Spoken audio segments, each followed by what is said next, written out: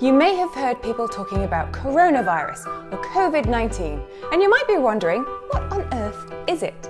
So viruses are really tiny particles. They're so tiny we can't see them, so they're invisible to us. But viruses can actually make us sick. So a virus is basically, if you looked at it under a microscope, it looks like a ball with these dangly bits on there. And each of these dangly bits are designed to attach to different parts of our body, depending on which virus it is. You may have heard that some people took a day or a week off school because they had something called the common cold. Now, the common cold can be caused by a type of coronavirus, and its dangly bits attach to cells in your nose, like this, and they give you a stuffy nose and they make you feel really, really sick. Usually you can rest for a while and then feel better.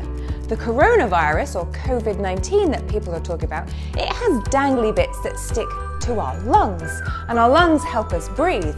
And so people who get this type of coronavirus, they have a shortness of breath and they struggle to breathe, as well as feeling very, very ill. So what happens if you get coronavirus? Well, interestingly, it seems that young people and children, they have a natural immune system that seems to be able to fight the virus, and they don't get very sick. So far, nobody with coronavirus who is under the age of 15 has actually had very severe symptoms.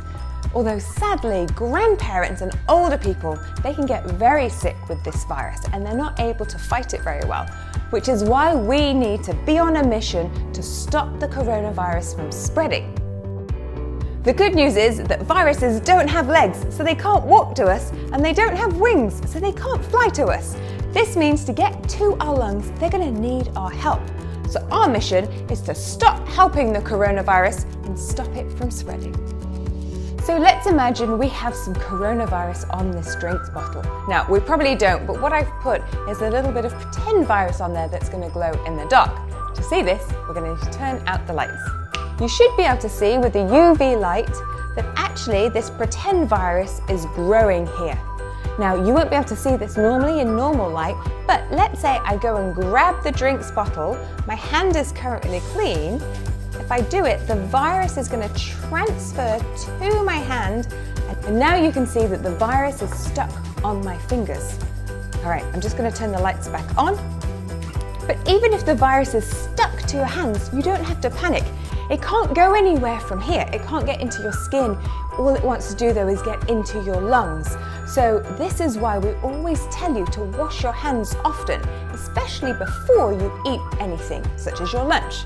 The reason being is the way that the virus is going to get from your hand to your lungs is if you touch your mouth, your nose, or your eyes. So rubbing your eyes if they're itchy, picking your nose for snot balls, or putting your hands in your mouth without actually washing them. This is how the virus gets into us, and this is how we get infected. So washing your hands is really important to stop the spread of this little guy, or coronavirus. The other way a virus can get to you is if somebody who has the virus sneezes on you. Ugh. What happens is their snot carries the virus into your face, which is disgusting. So don't let people sneeze around you. It's gross. You might see people wearing masks right now, and that's designed, if you're sneezing, to keep the snot inside the mask and not over everybody. If you are going to sneeze and you don't have something to cover your face, do this. Sneeze into your elbow. Achoo! Don't sneeze into your hands, because then anything you touch is going to be covered in horrible viruses and all sorts of nasty, so we don't want that.